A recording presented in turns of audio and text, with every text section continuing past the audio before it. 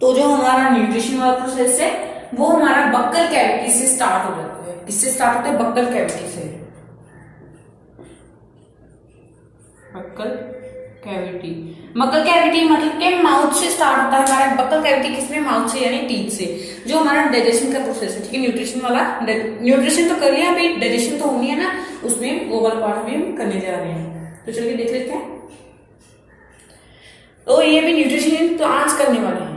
Digestion तो होगी, nutrition in plants, ठीक है। तो चलिए देख लेते हैं बक्कल कैविटी में क्या होगा कि हमारे टीथ है, इंसीजर, ठीक है, ये सभी क्या करेंगे? टीथ क्या करेंगे? ग्राइंडिंग ऑफ फूड करेंगे, फूड को ग्राइंड करेंगे, जिससे क्या होगा कि फूड जो है ना बड़े बड़े पार्टिकल से जितने हमने लिए थे उससे बहुत छोटा हो जाएगा, बहुत मतलब कि ऐसे स्मूथ हो जाएगा पूरा फूड, ताकि वो हमारी फूड पाइप से निकल जाए।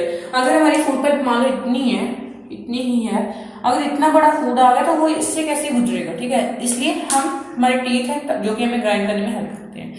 चलिए देख लेते हैं। तो हमारी टीथ ये तो ग्राइंड हो गया, हमारी मुंह में क्या आता है? कई बार कह रहे थे हमारे मुंह में पानी आ गया, समोसा देख लिया, कोई स्वीट देख ली, कोई चॉकलेट देख ली, सब कुछ देख के हमारे मुंह में पानी आ जाता है, जो कि हमारी फेवरेट डिशेज होती है, ठीक है। ये पानी नहीं होता, इसको हम कहते हैं सलाइवा, ठीक है।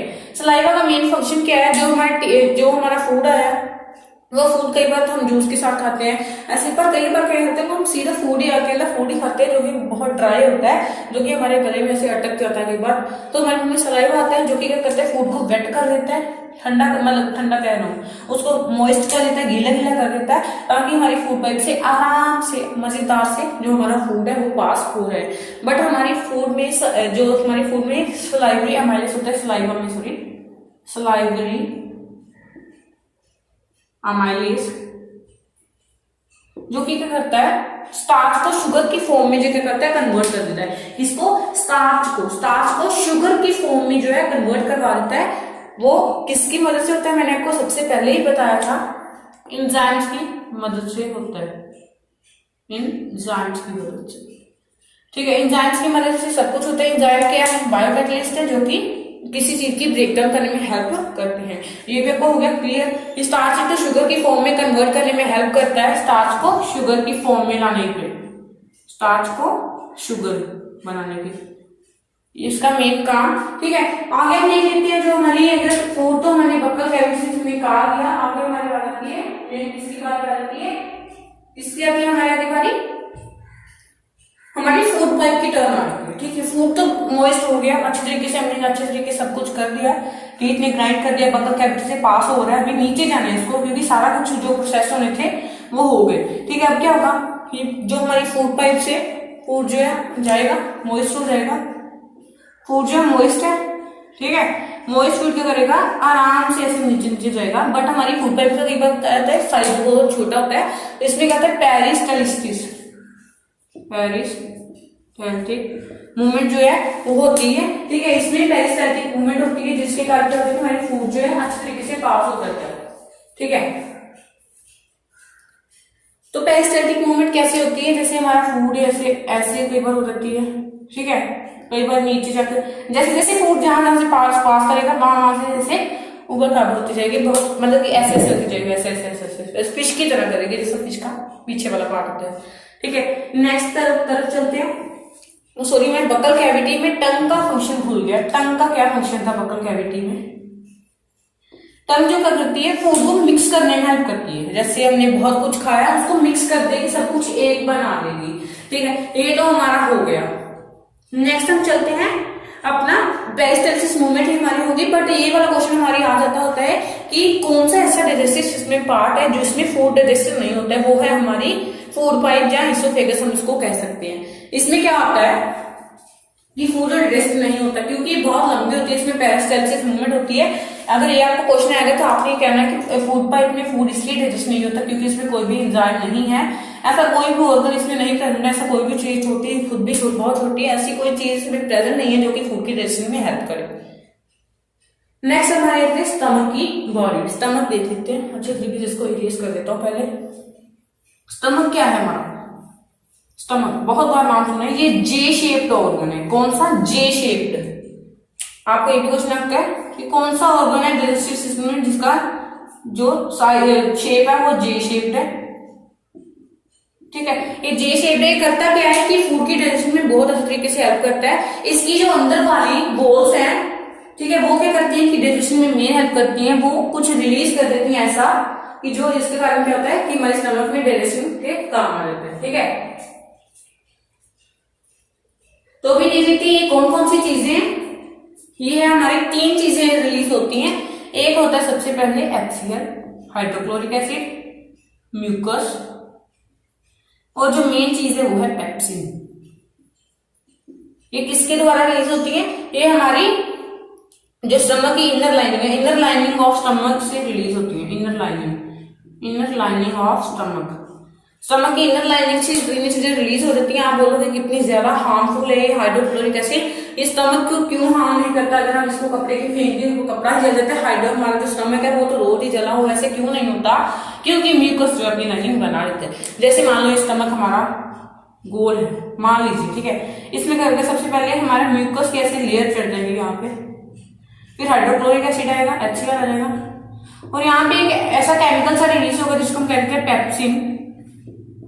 पेप्सिन क्या करता है? पेप्सिन तब भी एक्ट होता है जब जो मटेरियल हमारा एसिडिक बनेगा। जब HCl रिलीज नहीं होगा तब पेप्सिन नहीं आएगा। जब तक HCl नहीं रिलीज होगा तब तक क्या होगा? हमारी पेप्सिन नहीं रिलीज होगी। जब तक म्यूकस नहीं आएगा तो हमारा स्टमक जल जाएगा, कोई काम नहीं होगा आगे। ठीक है, जब तक हमारा स्टमक जल गया तो आगे डाइजेशन में कोई भी काम नहीं हो सकता, क्योंकि स्टमक आगे काट है। ठीक है, तो चलिए अभी नेक्स्ट देख लेते हैं। जो हमारा नेक्स्ट ऑर्गन आ जाता है वो कौन सा है? ये हमारा आ जाता है आगे हमारा जो स्मॉल इंटेस्टाइन आ जाता है। नाम से स्मॉल है पर इसमें काम बहुत ज्यादा हो सकते हैं। बच्चे इसमें मेरी कंफ्यूज हो सकते हैं, बट मैं आपको कंफ्यूज नहीं होने दूंगा, क्योंकि मैं आपको लाइन टू लाइन सब कुछ बता दूंगा, अच्छे तरीके से डिटेल में बताऊंगा। क्या है हमारा स्मॉल इंटेस्टाइन? इसमें क्या होता है? इसमें होता यूं है कि स्मॉल इंटेस्टाइन नाम से बहुत छोटी है, बट ये क्या होती है कि लंबी होती है। स्मॉल मतलब ऐसे हम कह नहीं सकते, इसे मतलब बहुत ज्यादा लंबी होती है। स्मॉल इंटेस्टाइन 6 मीटर लॉन्ग होती है। स्मॉल इसको क्यों कहते हैं? क्योंकि पतली होती है, और लार्ज इसको क्यों कहते हैं? क्योंकि वो चौड़ी होती है। वो क्या होती है? 1.5 ऐसे होती है, 1.5। ठीक है, ऐसे हमारा ये काम है इसका स्मॉल इंटेस्टाइन का। आगे हम इसका मेन जो चीज हमने लर्न करी है डाइजेशन में, वो हम देख लेते हैं। सबसे पहले हमारी बॉडी में यहाँ से रिलीज हो जाता है बाइल जूस। बाइल जूस बहुत बच्चों को कंफ्यूज करता है। सबसे पहले मैं एक चीज आपको बताना भूल गया। आप पूछोगे कि स्मॉल इंटेस्टाइन में फूड आया कैसे? जैसे कि बक्का कैविटी से स्टमक में आया फूड पाइप की मदद से। अब स्मॉल इंटेस्टाइन में कैसे आया? स्फिंक्टर मसल की वजह से। स्फिंक्टर मसल,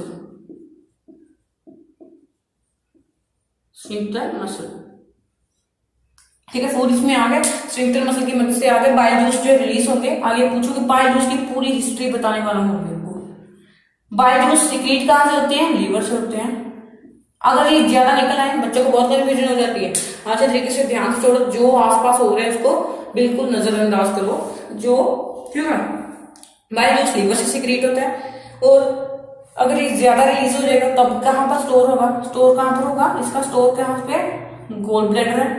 अगर हम इसको लेकर आना हो फिर से, अगर हमें नीड हो, तो गोल ब्लैडर थोड़ा ना चल के आएगा, इसके लिए कोई डक्ट चाहिए, इसलिए कोई पाइप चाहिए, इसलिए ठीक है, वो हमारी होगी बाइल डक्ट। बाइल डक्ट क्या करेगी?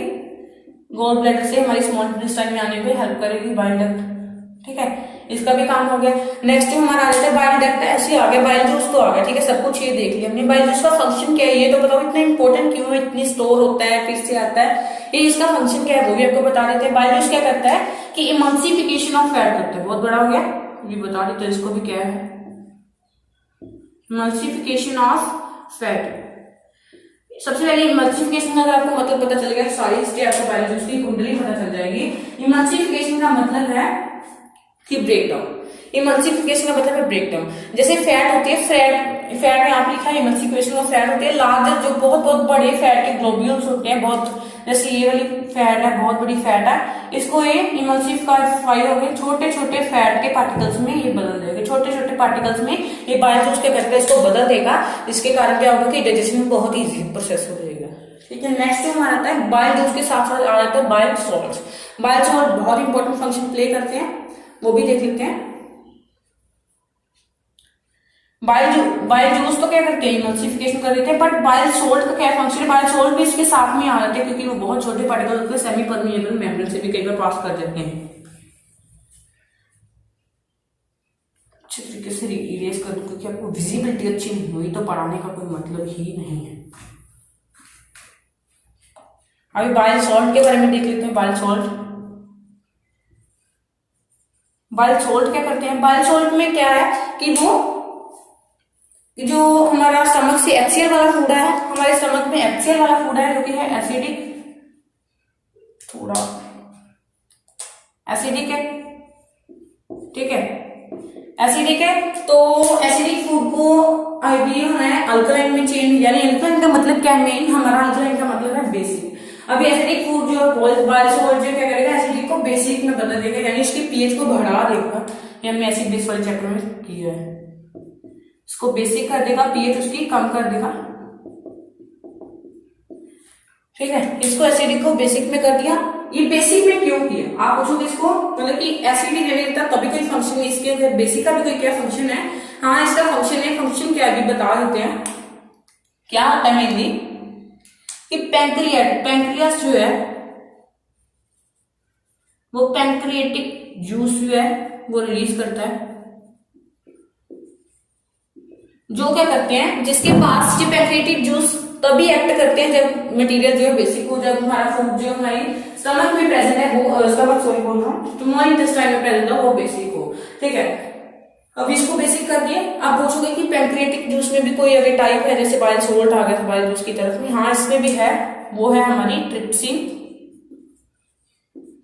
भूलना नहीं, उसमें पेप्सिन थी स्टमक में, इसमें ट्रिप्सिन है, और एक साथ में क्या है, लाइपेज।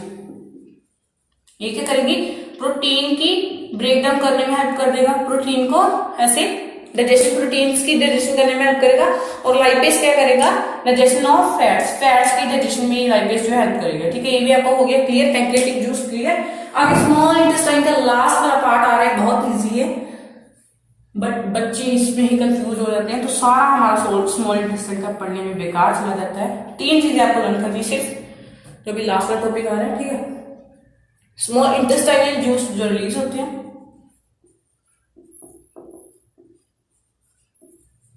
ठीक है, इंटेस्टाइनल जूस रिलीज होते हैं, ये 3 ब्रेकडाउन करते हैं। क्या करते हैं, प्रोटीन को अमाइनो एसिड में कर देते हैं, प्रोटीन्स को अमाइनो एसिड, फैट को फैटी एसिड और ग्लिसरॉल में कर देते हैं, और क्या कर देते हैं, कार्बोहाइड्रेट को ग्लूकोज की फॉर्म में जो है बदल देते हैं, कार्बोहाइड्रेट को ग्लूकोज की फॉर्म में क्या कर देते हैं, बदल देते हैं। ये भी आपको फिर से बनना है, मैंने अभी आपको बताया है, अगर नहीं आ रहा तो फिर से वीडियो देख लो, ठीक है। मैंने यहाँ पर लिखा नहीं है, सिर्फ आपको बताया, अभी आपको ये कमेंट बॉक्स में बताना की है क्या, ठीक है। आगे हम नेक्स्ट पर, ये जो हमारा क्वेश्चन साथ में आ जाता है, कई बार आ जाता है कि जो हमारे स्मॉल इंटेस्टाइन है वो हर्बीवोर्स, यानी जो ग्रास खाते हैं उसमें बड़ी होती है, और जो ओमनिवोर्स होते हैं या कार्निवोर्स होते हैं उसमें क्या होता है कि जो स्मॉल इंटेस्टाइन है कई बार छोटी बड़ी होती है। इसमें क्यों होता है, क्योंकि हर्बीवोर्स में क्या करना होता है कि ग्रास खाना होता है, जिसमें क्या होता है, सेलुलोज होता है। बट ओमनिवोर्स और कार्निवोर्स में मेनली मीट ही खाना होता है, फ्लैश खाना होता है। मीट जो है इजीली डाइजेस्ट हो जाता है, बट सेलुलोज जो है इजीली डाइजेस्ट नहीं होता, इसलिए जो हर्बीवोर्स है उनकी जो स्मॉल इंटेस्टाइन ज्यादा बड़ी होती है ओमनिवोर्स और कार्निवोर्स की जैसे। नेक्स्ट हमारा लास्ट पार्ट इसमें आ रहा है, जो कि हमारी लार्ज इंटेस्टाइन।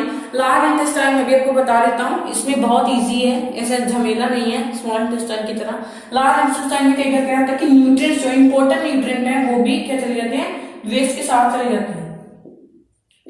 इंपॉर्टेंट भी न्यूट्रिएंट जो चले जाते हैं साथ में, इसलिए करते हैं यहाँ पे ऐसी जो हमारी लार्ज इंटेस्टाइन है, ऐसे बहुत सारी फिंगर लाइक प्रोजेक्शंस होती हैं। ऐसे फूड यहाँ से पास करेगा तो यहाँ से बहुत ज्यादा ऑब्जॉर्व कर लेगा, और इसके साथ में ब्लड वेसल लगी होती हैं, इसको हम कहते हैं फिंगर लाइक प्रोजेक्शन का नाम है विलाई, इसको क्या कहते हैं, विलाई, VILL, ठीक है। ये विलाई होती है, ऐसे पास करती है, बीच में से सारे न्यूट्रिएंट एब्जॉर्ब कर लेते हैं, और इसमें साथ में ब्लड वेसल जो कनेक्टेड होती हैं वो ईच एंड एवरी सेल और टिश्यू को क्या करती हैं, अपना फूड प्रोवाइड कर देती हैं। सपोज कि ये विलाई ना होती, अगर विलाई ना होती तो क्या होता है, ऐसे होती है हमारी लार्ज इंटेस्टाइन, सीधा फूड पास कर लेता, कोई रीअब्जॉर्प्शन नहीं होती, सारे न्यूट्रिएंट जो हमारे विकास हो जाते जो हमने खाए होते, ठीक है। और बाद में क्या होता है, जब ये फूड पूरा तरीके से एब्जॉर्ब हो जाता है तो क्या होता है, एनस की तरफ से बाहर चला जाता है, ठीक है। हो गया सारा कुछ आपको क्लियर। ठीक है।